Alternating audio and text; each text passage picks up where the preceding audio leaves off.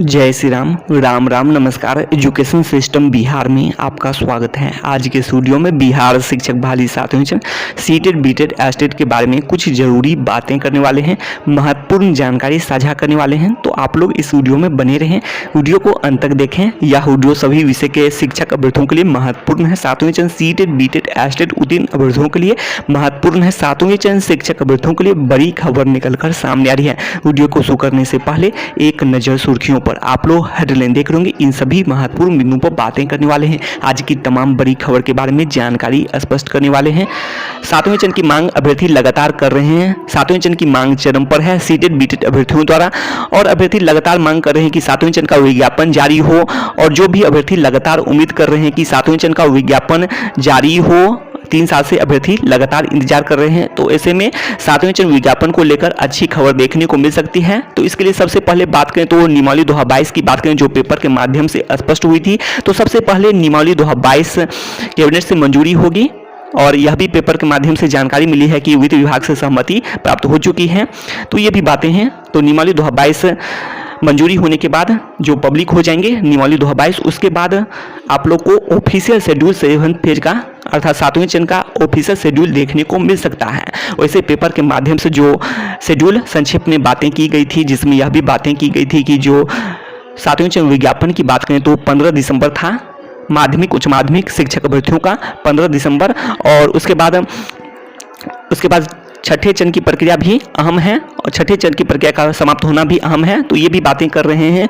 और माध्यमिक उच्च माध्यमिक के बाद ही यह बातें की गई थी 7वें चरण के लिए बात करें तो प्राइमरी शिक्षक अभ्यर्थियों के लिए, लेकिन साथ में भी विज्ञापन जारी हो सकते हैं। तो ये भी बातें हैं कि विज्ञापन तो साथ में जारी हो सकते हैं, लेकिन पहले प्रक्रिया पूरी होने की बात करें, जैसे शिक्षा मंत्री जी भी स्पष्ट किए हैं, वर्तमान शिक्षा मंत्री जी जो स्पष्ट किए हैं कि पहले माध्यमिक उच्च माध्यमिक शिक्षक अभ्यर्थियों का होता है प्रक्रिया पूरी, उसके बाद जब प्राइमरी शिक्षक अभ्यर्थियों का होता है तो इसमें पद रिक्त नहीं रहेंगे। इसके साथ साथ इस चैनल के माध्यम से भी जानकारी कई बार स्पष्ट कर दी गई है, जिसमें यह बातें की गई है कि कटऑफ में भी गिरावट होगी, अर्थात पद भी रिक्त नहीं रहेंगे, साथ में कटऑफ में भी भारी गिरावट होने की संभावना बन सकती है। तो इसके लिए अभ्यर्थियों को भी प्रयास करने की जरूरत है कि विज्ञापन 7वें चरण का एक साथ जारी हो या फिर अलग अलग जारी हो, लेकिन 7वें चरण को लेकर अच्छी खबर देखने को मिले। 7th फेज का ऑफिशियल शेड्यूल जारी हो, और 7th फेज का ऑफिशियल शेड्यूल जारी हो जाता है तो आप लोग को खुशखबरी देखने को मिल सकती है। तय सीमा आप लोग उस अनुसार से आप लोग भी प्रयास कर सकते हैं। अभी भी अभ्यर्थी लगातार प्रयास कर रहे हैं, तो अच्छी बात है, आप लोग प्रयास करते रहें,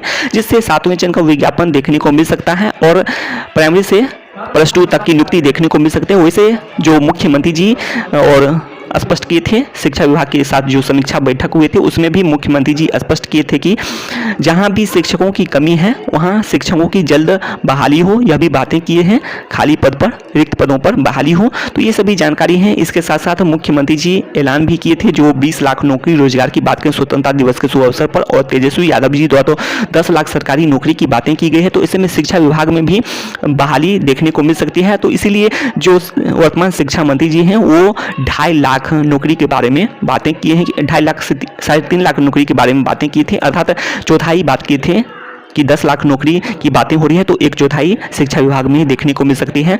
तो उस अनुसार से बात करें तो चौथाई अनुसार से 2.5 लाख से 3.5 लाख तक देखने को मिल सकती है।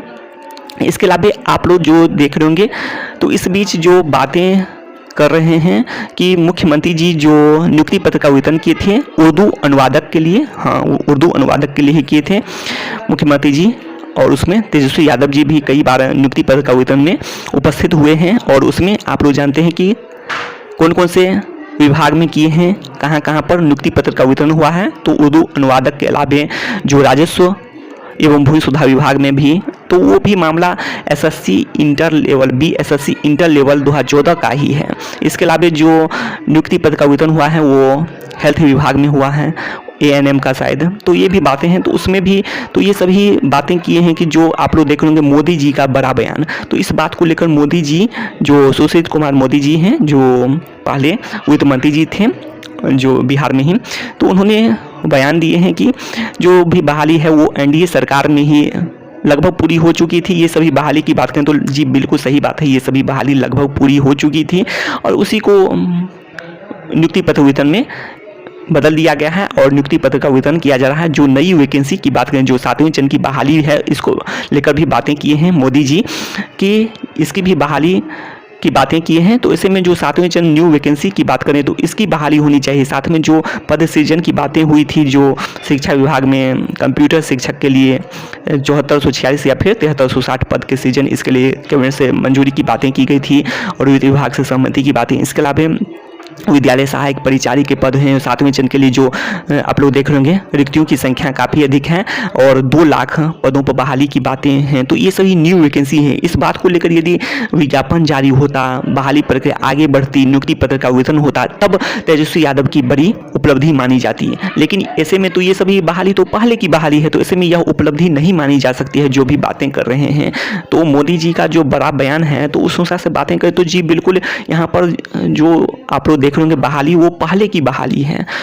जो नियुक्ति पद का वेतन जो किया जा रहा है तो वो पहले की बहाली है। तो जी बिल्कुल सही कहना है, ऐसे में कह सकते हैं, और अभी की बहाली नहीं है, काफ़ी पहले की बहाली है। जो न्यू वैकेंसी की बात करें जो 7वें चरण शिक्षक बहाली को लेकर आती है, इस टाइप की जो बहाली आती है, जो ये सभी बातें की हैं, जो पुस्तकालय अध्यक्ष की बहाली आती है, जो बातें की गई है, इसके अलावा पहले भी बातें की हैं, इसके अलावा कई बहाली हैं। तो ये सभी बहाली होती है तब अच्छी उपलब्धि कही जा सकती है। और तेजस्वी यादव जी जो बातें की हैं 10 लाख सरकारी नौकरी के बारे में, तो ये सभी बातें तब सही मानी जा सकती है। वैसे इस बात को लेकर अभ्यर्थी सही नहीं मान सकते हैं जो पहले के जो बहाली कर रहे हैं। तो यही बातें हैं। इसके अलावा आप लोग देख रहे होंगे जो 6ठे चरण की प्रक्रिया का पूरा होना भी अहम है। तो ऐसे में 6ठे चरण को लेकर भी आप लोग देख सकते हैं कोर्ट केस अपडेट।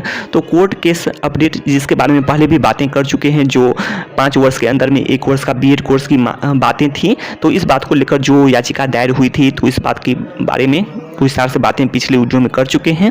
तो इस वीडियो में यही कहना है कि जो 14 नवंबर की बातें की गई है, तो देखिए तारीख पर तारीख मिलते हैं। तो देखिए 14 नवंबर को फैसला आता है या फिर नहीं आता है, तो यही बातें हैं। इसके अलावा आप लोग देख सकते हैं 14 नवंबर की बातें स्पष्ट हो रही है, तो जो भी है आगे भी अपडेट करते रहेंगे। इसके अलावा आप लोग देख सकते हैं कि जो 7th फेज अभ्यर्थियों ने दिल जीता, तो जी बिल्कुल अभ्यर्थी लगातार मांग कर रहे हैं, अपनी ओर से प्रयास पूरा कर रहे हैं कि प्रदर्शन कर रहे हैं। खास करके सीटेड बीटेड अभ्यर्थी लगातार मांग कर रहे हैं कि 7वें चरण का जो है 7वें चरण का विज्ञापन जारी हो, 7वें चरण, तो ये सभी के बारे में कह रहे हैं। तो ये सभी हैं। तो इसके अलावा आप लोग देख सकते हैं डोमिसाइल प्लान, बाहरी घुसपैठ, तो ये बातें हैं कि जो डोमिसाइल की बातें करें, डोमिसाइल को लेकर जो बातें हैं, तो डोमिसाइल को लेकर पहले भी बातें आप लोग पिछले वीडियो में देखे होंगे, उसमें किए थे कि जो डोमिसाइल में फर्जीवाड़ा ये सब में हो सकते हैं। तो ये सब बातें हैं। बाहरी घुसपैठ जो खास करके जो पेपर के माध्यम से जानकारी मिली है कि जो निकट के जो हैं, समीप के जो राज्य के हैं, जैसे कि यूपी होगा, ये सब का हो गया, तो समीप के हैं, तो उसमें यह देखा गया कि जो शिक्षक बहाली अर्थात बात करें फिजिकल टीचर की बहाली की बात कर रहे हैं, तो उसमें भी जो पेपर के माध्यम से जानकारी मिली है कि जो निकट के जो हैं राज्य के वो भी आवेदन किए थे। तो ये सब बातें स्पष्ट हो रही हैं। तो ये सभी हैं। तो इसके लिए जो है डोमिसाइल के लिए भी आप लोग जानते हैं कि ऑनलाइन बनते हैं, तो उसमें ऑनलाइन तो बनते हैं। तो ये सभी बातें हैं। तो ये सभी प्रक्रिया को काफ़ी सघनता से ये सब हों, तो यही है डॉक्यूमेंट की जांच भी सघनता से हो और डोमिसाइल के साथ साथ जो है मैट्रिक इंटर ये सब को भी देखा जाए। तो ये भी बातें हैं। तो इससे भी पकड़ में आ सकती है। वैसे डोमिसाइल में भी फर्जीवाड़ा ये सब के बारे में बातें किए थे जो कोटी में है, तो ये सब में भी जो बाद में उसमें भी बातें कर दिए थे, जो बाद में कोटी का चेंज ये सब की बातें होती है तो फर्जीवाड़ा की अधिक संभावना बढ़ जाती है, उसमें भी डोमिसाइल की बातें किए थे। तो ये सब बातें पहले भी स्पष्ट